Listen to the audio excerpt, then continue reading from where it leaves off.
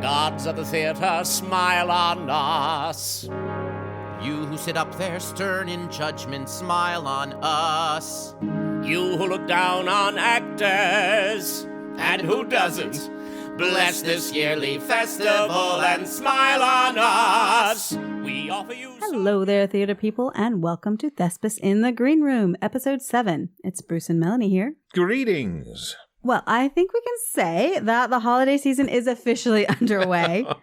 You think? It kicked off with Halloween last week, and now that I'm in a sugar coma, November is here, and the festive decor and the holiday music have taken over retail stores. It's crazy. Do you know, I saw blow-up Santas already in somebody's yard. It wasn't even Halloween. It was like the day before Halloween, and there was blow-up Santas. I was like, you are kidding me. It's everywhere. I know. I'm really irritated that the radio stations have started so early. I like listening to kind of mainstream popular music, and that's not available now. Now I need to listen to Rudolph the Red-Nosed Reindeer 17 million times, and I just can't. I just can't handle it. I can't handle that much Rudolph. No, I know. I don't even want to hear that close to Christmas, let alone this early out. Yeah, so I don't listen to that anymore. Now I'm just listening to the Broadway Sirius channel all the time, which is good. Yeah, it's education for me. Absolutely. And of course, now we have, all the great sweets to look forward to. We've just had, of course, all the Halloween candy. And now we've got all the great holiday dishes and desserts that we're going to be experiencing. We've gone from pumpkin lattes, which probably are still available, to your peppermint mochas and all that kind of thing. Yeah. And then, of course, all the wonderful things surrounding Thanksgiving and Hanukkah and Christmas and New Year's. It's going to be crazy. The holiday season is always busy. It is. But there is an important day that falls this time of year that can get lost in the shuffle. Yes. My parents' anniversary. It's coming up next week. No. Well, I mean, that's great. Yeah. Congratulations. Don't diss my parents. Congratulations, Meals. But no, I was actually thinking about Veterans Day.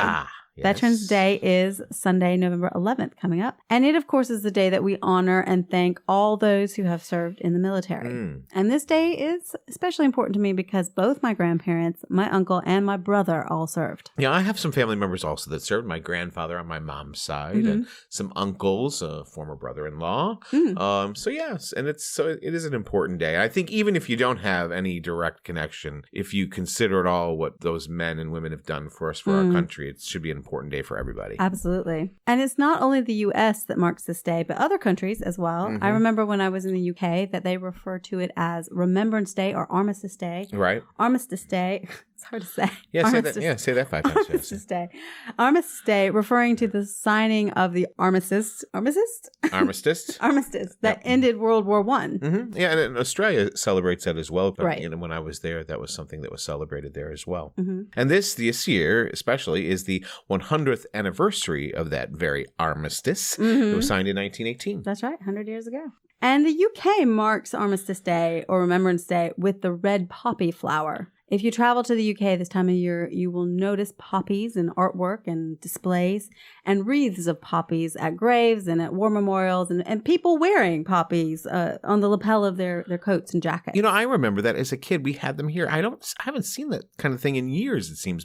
And I never understood what the deal was with the poppy. But I remember they used to sell those, around Veterans Day. It was a fundraiser and people wore them on their lapels. It was a paper made poppy. And I think they cost $1 or something like that. Right. And you just saw them everywhere. But I haven't seen that in absolute years and really never understood what the affiliation was. Right. Well, I think it was the American Legion that sold them here. And in the UK, it's the Royal British Legion that spearheads this poppy campaign. The Royal British Legion supports veterans of the British Armed Forces and their families through all manner of services and programs. And this time of year, they have several projects and efforts happening. Most commonly, you will see places at stores and shopping centers where you can purchase products featuring the poppy design, or at the simplest level, you can put a coin in a collection box and take a little paper poppy pin to wear. And I guess that's what they used to have around here in the States as well, but they're still going strong in the UK. You still see it all over the place this time of year. For some reason in America, it's kind of faded from fashion. We don't see it so much. And what was the symbolism? So my understanding is because red poppies grow easily on rough earth and ground that has been stirred up and disturbed, the poppies were some of the first plants to grow on the torn up battlefields of Europe after the fighting stopped at the end of World War I.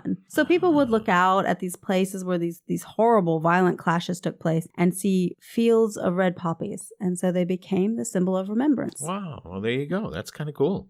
Is there other colors? There are. Okay. Actually, and the order of the purple poppy is what represents the animals that served, the horses, the dogs. Oh. So sometimes you'll see this time of year purple poppies representing the animal forces.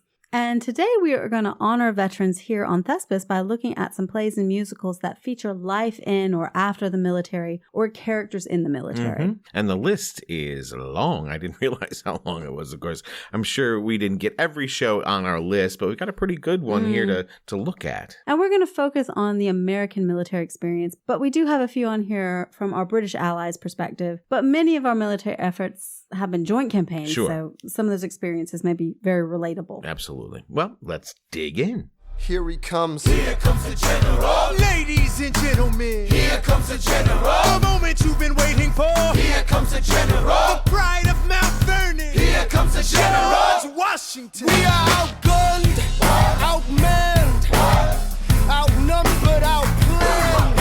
We gotta make an all-out stand. Hey, yo, I'm gonna need a right-hand man. Check it.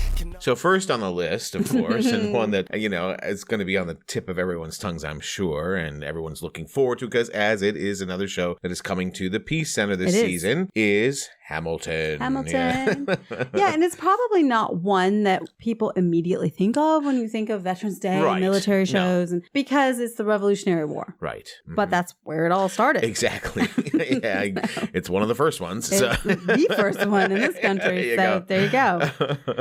So then there's 1776, which is another big musical about our independence and the founding of this country. Right. Now, this is a little debatable whether it should be on this list or not, because it kind of focuses more on the politics. It doesn't really go so much. It's not talking about the conflict necessarily. Right. It's about the setting up of the country, I guess, gaining independence. It's the politics that influenced what was happening in the military. And it was a precursor to the Revolutionary War. Yeah, well, it's in essence. It's what made it happen, obviously. Yeah.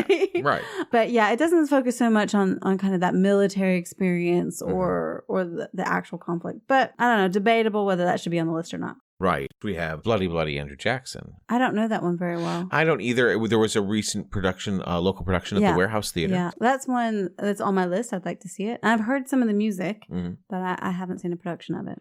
And then, of course, we have Civil War the Musical. Beautiful production, great music. And you were in it. Yeah, I was in a production of that with the Spartanburg Little Theater a couple years back. It was a great experience. Beautiful, gorgeous music. The storylines, there's multiple storylines of how it's affected the people, not just the soldiers. I mean, you do have the Union soldiers and you have the Confederate soldiers and all that kind of thing, but you see storylines from the people left behind. The nurses, the wives, the slaves, all those people that were impacted. And it's really beautifully woven together with some great music. Not a lot of dialogue, but very little dialogue, in fact, just mostly songs throughout. Yeah, that's a great, there's some really great music in that. Absolutely. It's one of my favorites. So Parade is another one. It is set in Atlanta, in Georgia, during Civil War times, and you see some characters that are impacted by the war going off to war and so forth. But the central story really isn't about a soldier or about the war. Right. It's just a component of it, of the time. It's in that setting. Right. So the story is about a Jewish man who's been put into prison, and it's questionable whether he belongs there because there's some anti-Semitic attitudes happening in Georgia at the time. And so that's what the center of it is. But you got these kind of peripheral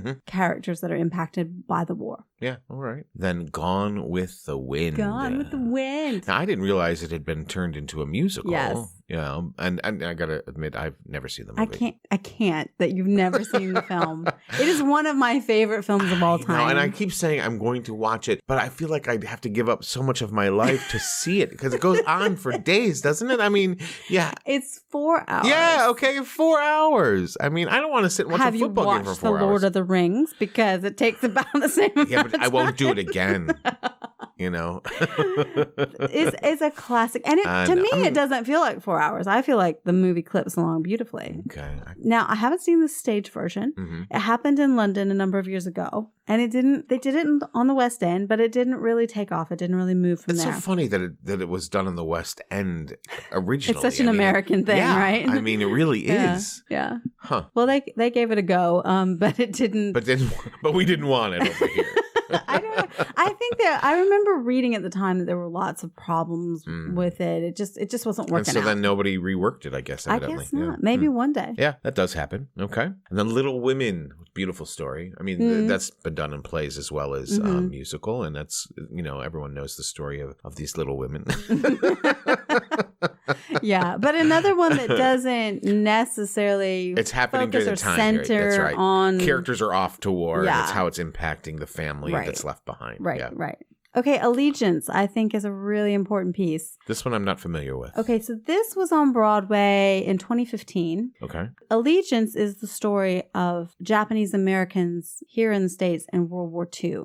And this is not the best part of our history. No. In World War II, if you don't know, in World War II, they rounded up all the Japanese Americans because they were concerned, because we were at war with Japan, and they were concerned that they would be spies. And they took these people out of their homes and out of their jobs, and they put them in internment camps. Gosh. So they lost everything and had to go live in these camps that were made for them. And Yeah. very unfair and unjust. But there were still Japanese American service people. There were people who still signed up and joined and fought for our countries, and their families might have been in an Can you imagine? I mean, what a yeah. I mean, here you are then fighting for your country, but yet you're worried about your family who's been taken out of their home because Right. they're Yeah. But the story in Allegiance focuses on that. And there are some characters that go off to war in that as well. So Wow. so that's going on in that show. Well, another one that is a big song and dance musical, On the Town, which has had quite a few revivals, most recently on Broadway in 2014. And it's sailors coming to shore for shore leave, I guess. Yes. In New York City. In New York City, yeah. Yes. And, there's some great numbers that have come out of that show. And it's really kind of their experience and meeting women that they fall in love with. And, it's just it's a fun That show. one's a fun one. Yeah. It's a toe-tapping, lighthearted, good time. So, of course, South Pacific. One of my favorites. Yeah. I was in that once. I was too, actually. Really? Yeah. I played the professor, just as kind of a small role or whatever in the ensemble. But really a lot of fun. It's still one of my favorite productions that has come through the Peace Center over the years. Yeah. Revival that was done at the Lincoln Center, then went on tour. And it was just a gorgeous revival, just updated just right as far as technically and with great performers in it. And the music you just can't beat. I mean, there's just so much happening, so many storylines that cross over. And you just can't beat it. I mean, it's what's made Rodgers and Hammerstein, who they are. I auditioned for that. Well, no, let me rephrase that. I went to the auditions for that at Lincoln Center. Oh, wow. Very cool. Yeah, they had open calls. And I went. Yeah. I didn't get seen, though. Yeah. Okay. Oh. Because there was a million people there. And they start with equity. Right. If you don't know, an open call for an equity show, like a Broadway revival, like this was, there's a hierarchy. And the people who have priority are union actors. So it's, of course, who gets there first. Right. So you line up, and it's an order of first come, first serve. And then beyond that, there's the union thing. So it's first come, first serve union people. Right. And it's first come, first serve, the next wave that they would look at, first come, first serve equity membership candidates. So that was my category, because I have some points towards my equity card. Right. So I'm enrolled in that program. So I'm next. And then non-equity people who don't have any points, they're at the bottom. The bottom of the barrel. But they didn't even get to all the equity people. Of course, you can imagine. I mean, it was a huge turnout. Yeah. But And it was a beautiful production to be a part of. Right. And it was fun to show up and see what was going on with the audition.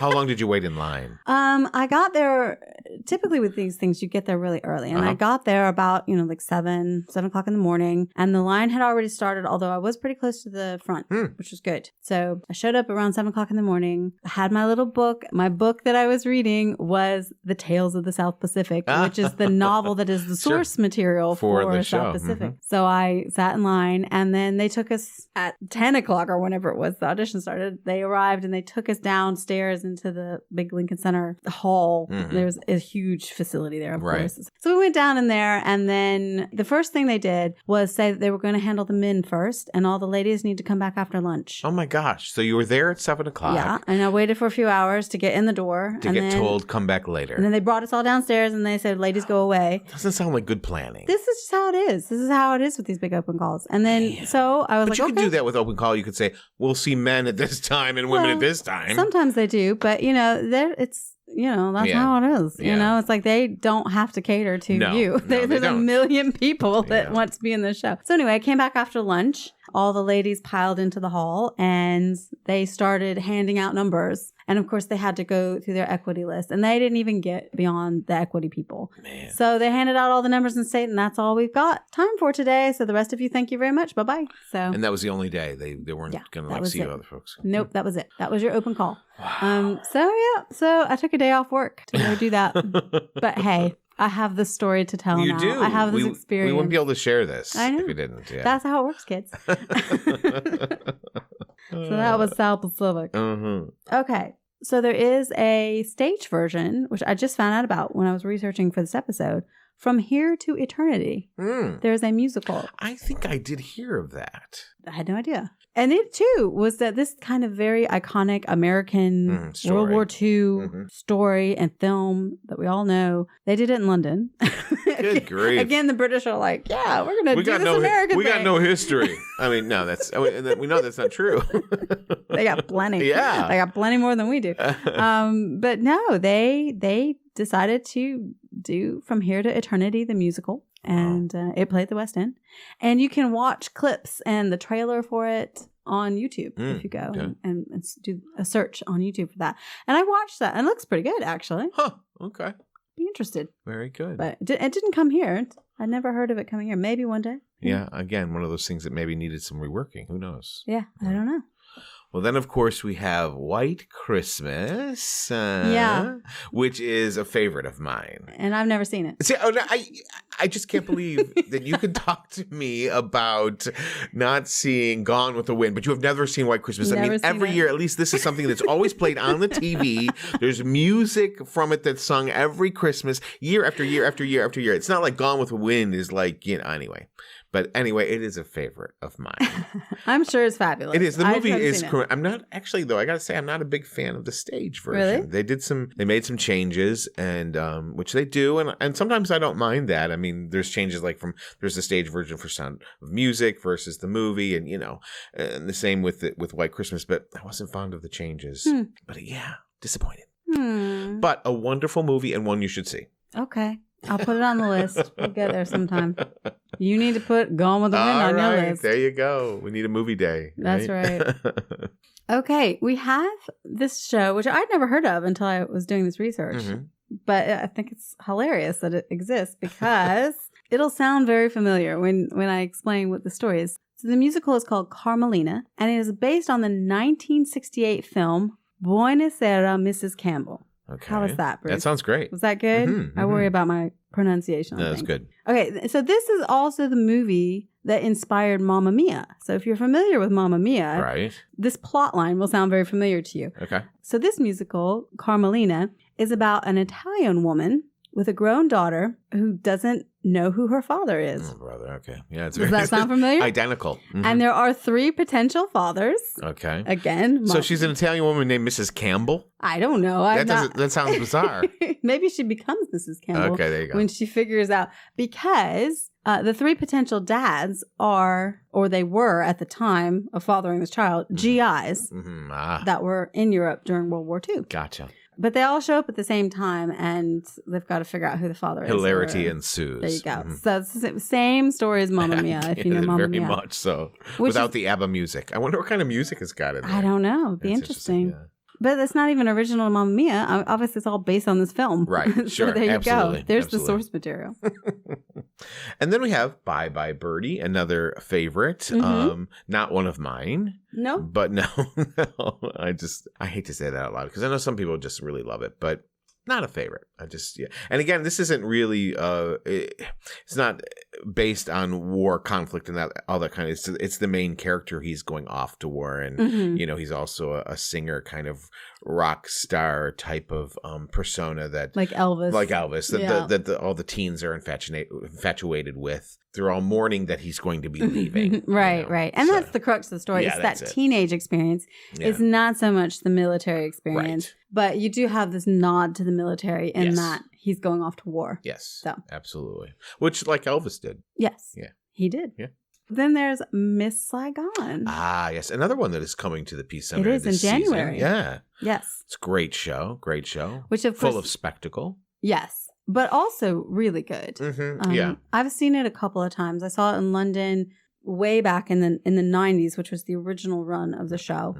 And then I saw it on Broadway during its original run. I think it was still running because it ran for ages. Yeah, it did. It was very popular. Very popular. So I've seen it a couple of times, and I'm looking forward to seeing it again because it was recently revived in London. Right. And then it did West End, and then it did Broadway, and now it's going out on tour this year. This revival version. I saw a regional production, which was very good. But of course, it didn't have the big spectacle of the helicopter. I mean, they did some things to give the effect, the lighting, sound, and all that kind of thing, so you knew that was happening with that scene. But I think in the original, they had an actual helicopter on stage. That was the big, that was a big deal, technical feat then. So it'll be interesting to see if the revival brings that back like that, or if they do something a little bit different with it. I don't know. I don't know because I haven't seen this new version, so I'm interested. But it's got great music. It's written by the same guys who wrote Les Mis. Right. And it's based on Madame Butterfly. Right. Which is an opera that's set in World War II and is the same story. Next on our list is Hair, which again isn't so much about war itself, but almost kind of anti-war in a way. I mean, it's got more themes that way. It's the protest of war and these individuals' experience with that. And then there's Dogfight, which is another, I think, probably lesser known. People know Miss Saigon, people know Hair. Dogfight is based on the 1991 film of the same name, and it also takes place in the Vietnam era. And it is written by the guys who wrote Dear Evan Hansen, Pasek and Paul, which is the same songwriting team that wrote the music for A Greatest Showman. Ah, there we go. And I think they also contributed to La La Land a little bit. So The Lieutenant is another one I wasn't so familiar with, but we need to look out for it because it was originally done in 1975. It was a rock opera, but apparently there's a revival in the works. So we might be seeing a revival of that soon. Okay. My understanding is when it came out in 75, it didn't really do so well. It wasn't met with a lot of happy responses. Well, probably being the fact that it's still Vietnam. I mean, Vietnam was pretty fresh still then. Yes. It's about the court-martial of a real case. And what I was reading about this is that was a pretty horrible situation. So we'll see if that comes back. And I really want to mention American Idiot because it's one of the only musicals on this list. Everything else pretty much deals with Vietnam, World War II, Civil War. Right. Revolutionary War. Everything back further. American Idiot is the only musical that we have on this list. And there might be some more that we missed, but the only one we have on this list that kind of deals with the contemporary military experience. Again, this is one of those that the central plot is not the war, the military. It has a character that goes off to war, but it's now. But it's more of a current conflict. So, right. Yeah. And they don't actually label that he's going to Iraq or he's going to Afghanistan. They don't actually say that. They leave it a little more. But it's kind of Middle East. Right, because that's what's happening now. Right, this is a contemporary thing. So he's going to the Middle East and he comes back with issues. And I saw this in London as well. Oh, okay. Again, London. Now, this did start on Broadway. Okay. It's the music of Green Day. Right. So they're a contemporary rock band. They have an album called American Idiot. Right. That came out, and it's their catalog. Again, it's one of those jukebox musicals. In a way. Yeah, it doesn't fit that normal jukebox. Yeah, it's not Motown, genre. it's not Jersey Boys. It's this rock band that is Green Day. Right. And it's their music. But they've really crafted it very well into contemporary American experience, young people's experience, I think. Some young people. So that's very good. Okay. They're coming home from Germany, Manila, and France. Yankee soldiers who stood up to give freedom a chance. And the Fuhrer and the Emperor out of the way. So it's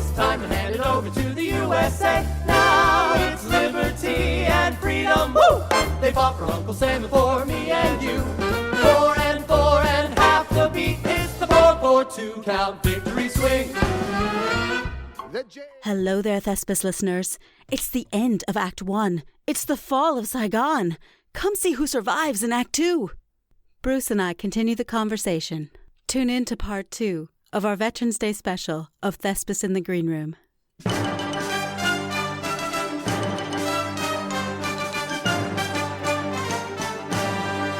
Sorry, Sonny, we must accelerate. State Department says we evacuate. The word is we must be out by dawn. Right!